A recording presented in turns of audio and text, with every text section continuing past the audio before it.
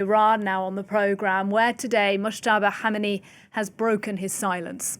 Until now, the supreme leader had not been seen or heard, this since he was appointed to replace his father Ali, who was assassinated by Israel.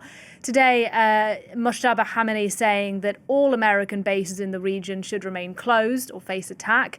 He went on to say that strikes on Gulf states will continue and that the Strait of Hormuz should remain closed as a tool of pressure.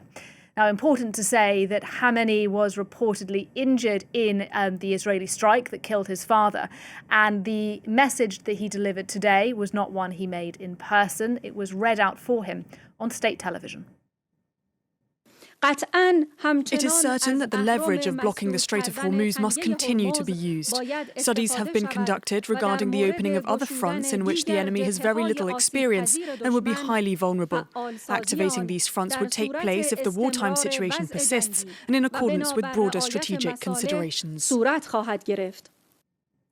And Douglas Herbert with me now from our Foreign Affairs desk. Doug, look, the Supreme Leader not seen, but his message was heard loud and clear. Yeah, absolutely. Look, Iran's ambassador to Cyprus has confirmed that Mojtaba Khamenei, was injured in the attack that killed his father, the late Supreme Leader, Ayatollah Khamenei, and 6 of his family members.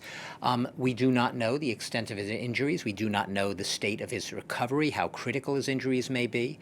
However, the fact that a message was read out does show the determination by whomever wrote it, whether it's he himself who wrote this message or hidden hands behind it who are basically right now trying to project his new authority in his place while he is recovering from his injuries, presumably the IRGC, the Revolutionary Guard Corps.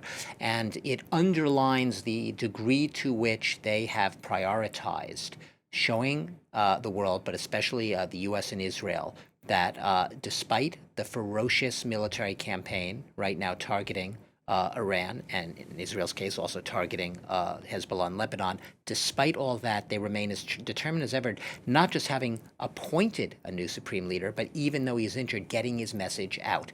Getting a message out that also shows that in many cases, the Revolutionary Guard Corps and the Supreme Leader are very much literally on the same wavelength here.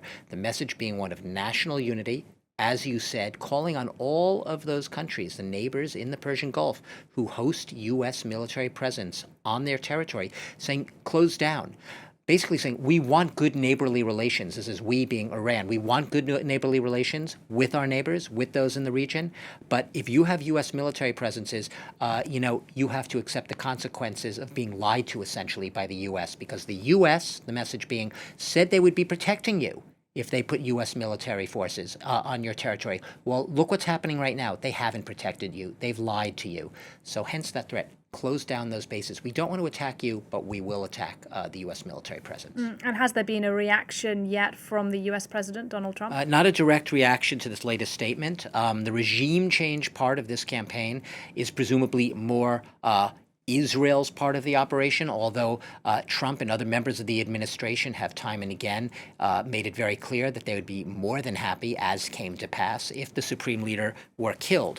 What Donald Trump has been busy doing is trying to downplay, minimize the significance or the potential impact on Americans of the spiking oil prices. So as we know, once again today, despite the world's, the International Energy Agency deciding to strategically release hundreds of millions of barrels of oil in reserve to try to bring down prices. Despite that, we saw oil spike briefly above $100 again. It's now down a little bit from those earlier highs, but Donald Trump has basically been saying no big deal effectively because the U.S. is by far the world's largest producer of oil, and ultimately higher prices, this is his message today, will be beneficial to Americans. Try to explain that, you might say, to your ordinary American right now already hit by a very big cost of living crisis. That is a big issue in the coming midterms. Try explaining to them when they drive up to their gas station and try to fill up their tanks at these extraordinarily high prices. Right now, $3.59 a gallon.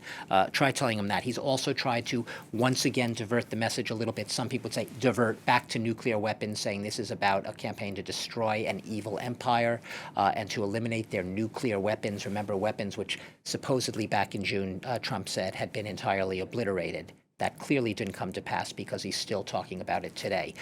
once again, it comes down to no official reaction to the latest statement, to this first publicly made statement by Khamenei, but clearly mixed messaging continuing and trying to distract Americans from what seems to be right now one of the biggest preoccupations, and that is the fact that there's a major energy crisis here in the making, perhaps one of the biggest oil disruptions in the history of modern energy politics, modern energy global politics. All right, good to get your analysis. Thank you very much, Douglas Herbert, for us there.